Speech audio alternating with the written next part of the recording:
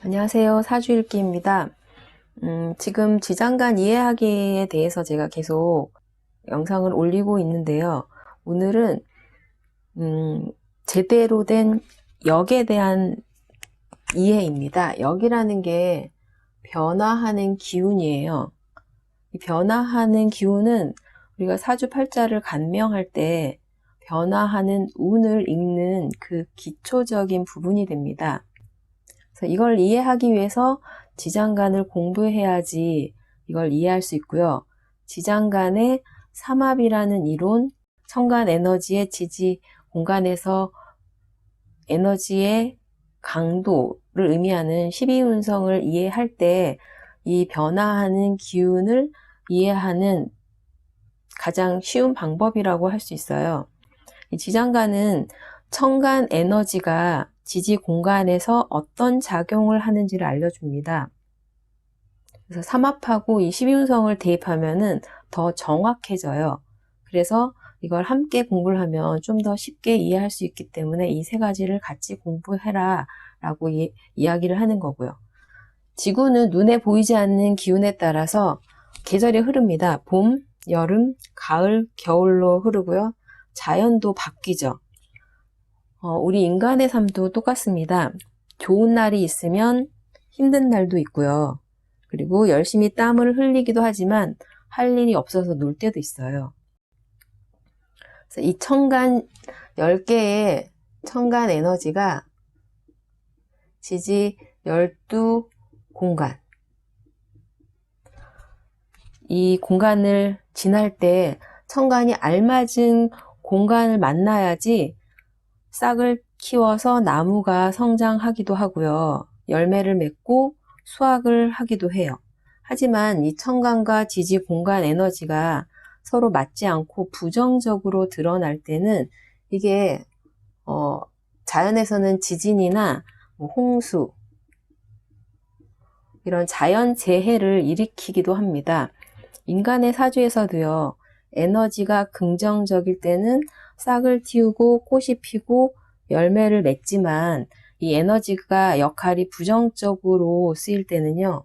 몸이 아프기도 하고요. 또 작은 때로는 큰 사고가 날 수도 있습니다. 그래서 천간과 지지 글자, 지장간의 의미를 이해하면 지금 현재 내가 긍정적인 에너지를 사용할 타이밍인지 발전적인 흐름인지 아니면 지금은 때가 좋지 않기 때문에 물러서서 좋아지는 때를 기다려야 하는지를 알 수 있습니다. 그래서 이 천간 에너지의 지지 공간에서의 작용을 제대로 이해를 해야지 우리가 그 때를 알 수 있는데요. 명리 공부를 할 때 이것이 가장 기초적인 공부로 우리가 먼저 하고 넘어가야 되는 부분인데요. 대부분의 분들이 이 공부를 중요하게 생각하지 않습니다. 그래서 이렇게 세 가지, 지장간, 삼합, 12운성으로 기준을 잡고 나면 공부가 빠른 속도로 발전할 수 있다고 저는 확신해요.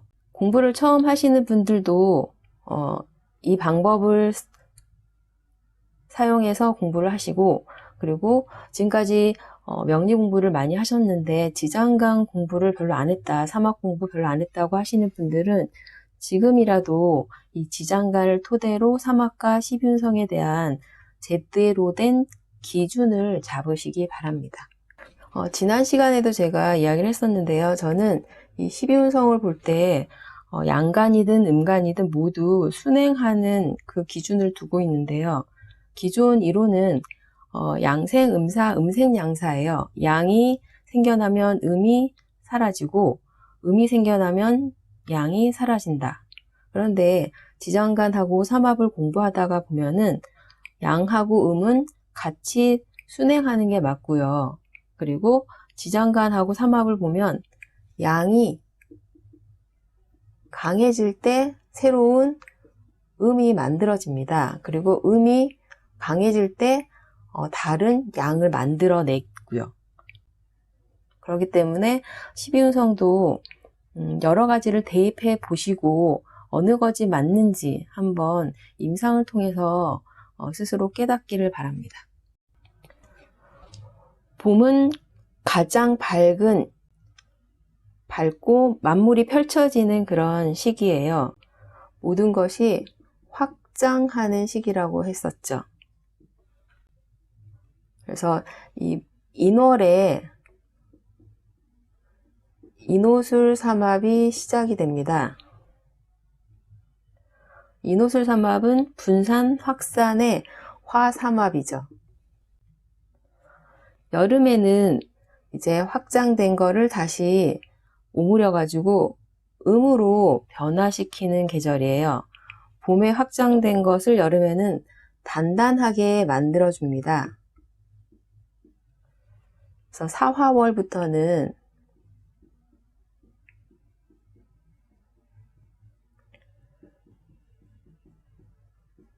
사유축 금삼합이 시작이 됩니다.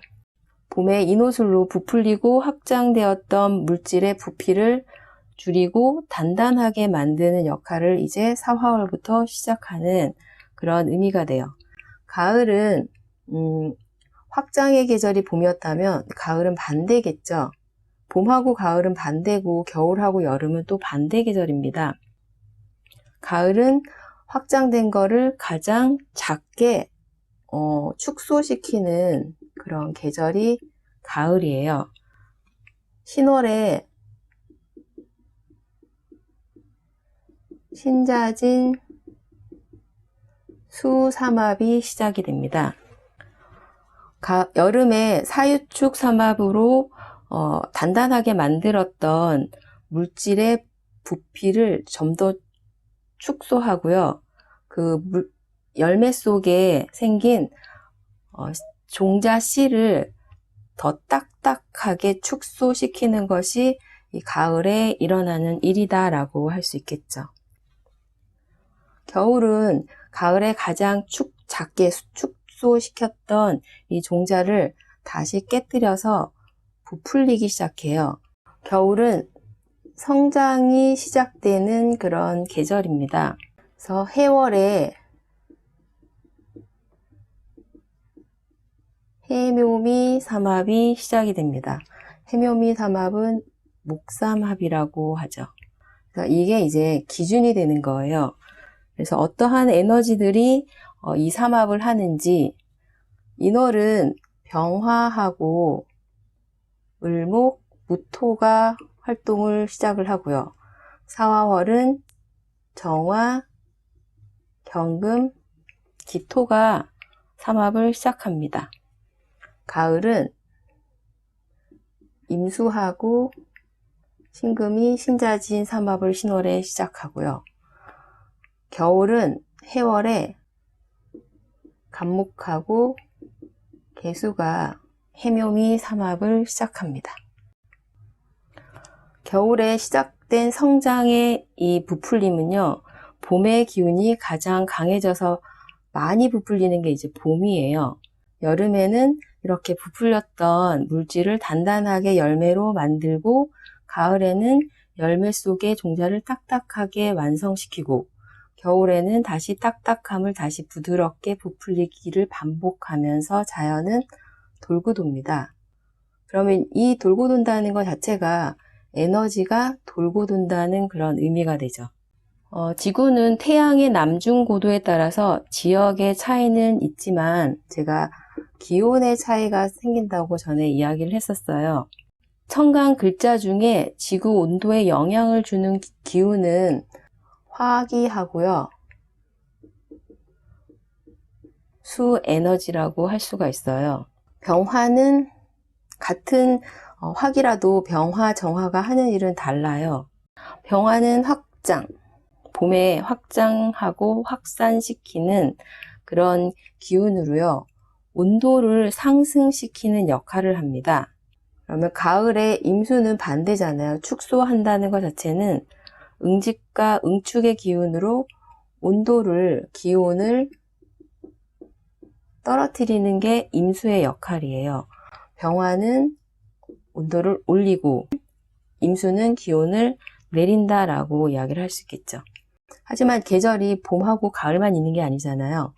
여름과 겨울로 계절은 사계절입니다. 병화가 확장해 놓은 이 기운을 임수가 기운을 떨어뜨리는데 바로 변화가 생길 수가 없어요. 그래서 봄과 가을을 연결해 줄 때 중간에 정화가 임수의 응집의 기운으로 병화의 확장과 분산을 연결해 주는 역할을 합니다. 병화의 기운은 정화에 의해서 점점 임수화되고요. 임수의 기운은 또 반대로 보면 개수는 같은 수기이지만 성장을 한다 그랬어요. 개수는 기온을 떨어뜨렸던 임수에서 다시 기온을 올리는 역할을 하는 게 개수가 됩니다. 개수가 하는 일은 임수의 기운은 점점 병화로 바뀌게 되는 거예요. 개수가 중간에서 임수와 병화를 연결해주는 역할을 하고요. 정화는 병화에서 임수로 연결해주는 그런 역할을 합니다. 그래서 이 기운의 변화를 알아야지 사주에서 천간 글자인 에너지가 어떻게 변화하는지 이 역이라는 이 의미를 이해할 수가 있습니다. 천간 병정 임계라는 수화의 기운의 변화에 따라서 기온의 변화가 생기고요. 이 기온의 변화에 따라서 물질 에너지가 생성이 됩니다. 물질 에너지는 목하고 금이 물질 에너지예요. 목 에너지는 해묘미 목 에너지죠. 그리고 가장 봄에 이 목 에너지가 부풀려져요. 목 에너지는 부드러움입니다. 목 에너지를 키울 때는 부피가 점점 확장돼서 커지고요. 금 에너지는 부피가 줄어들게 되죠. 목 에너지를 키우는, 부피를 키우는 에너지는 개수하고 병하고요. 부피를 축소시키는 에너지는 정화하고 임수가 됩니다.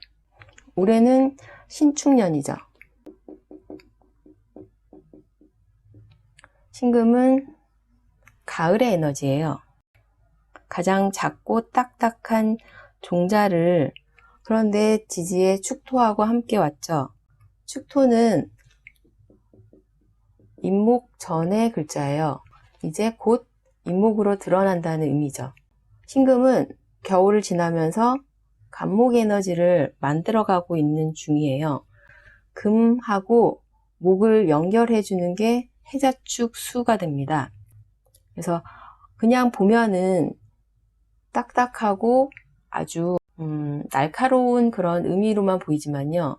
이 역의 의미를 생각하면 금에서 목으로 넘어가는 해가 올해가 된다라는 의미가 되죠. 그래서 굉장히 많은 변동 그리고 변화가 생기는 해가 올해다라고 이야기를 할 수 있습니다. 그래서 작고 딱딱했던 조그만 종자를요, 목이라는 확장, 부풀림으로 만드는 그런 작용이 올해 일어난다라는 의미인데요. 이건 작년 경자년부터 시작이 되었습니다. 금을 수기에 의해서 목으로 부풀리는 게 보통 금융의 물상이에요. 그래서 작년부터 부동산, 주식, 비트코인 이쪽으로 투자하시는 분들이 굉장히 많고 그리고 굉장히 많이 부풀려졌습니다. 그리고 축토라는 건 어둡고 좁은 내부라는 의미고요. 그 안에서 개수 에너지에 의해서 임목이라는 목으로 부풀려지고 있잖아요. 이게 부정적으로는 불법의 의미가 강하다고 예전에 제가 얘기를 했었는데요. 그래서 올해는 불법의 행위가 많이 일어나고 아니면 해자축을 지나면서 불법의 행위가 계속 있었는데 이제 내년부터는 그게 이제 드러나는 그런 의미가 될 수도 있고요. 올해는 이제 사화월 개사월이었죠. 이번 달이 개사월입니다. 개사월부터는 사화가 드러나기 때문에 그게 이제 보여지는, 드러나는 그런 의미가 될 수도 있겠죠. 그래서 올해 이러한 일들이 일어난다. 그래서 제가 이 이야기를 하는 이유가 에너지가 어떻게 변화하는지를 이해를 해야지 사주를 볼 때 그 사람의 에너지가 어떠한 에너지로 바뀌는지를 이해할 수가 있습니다.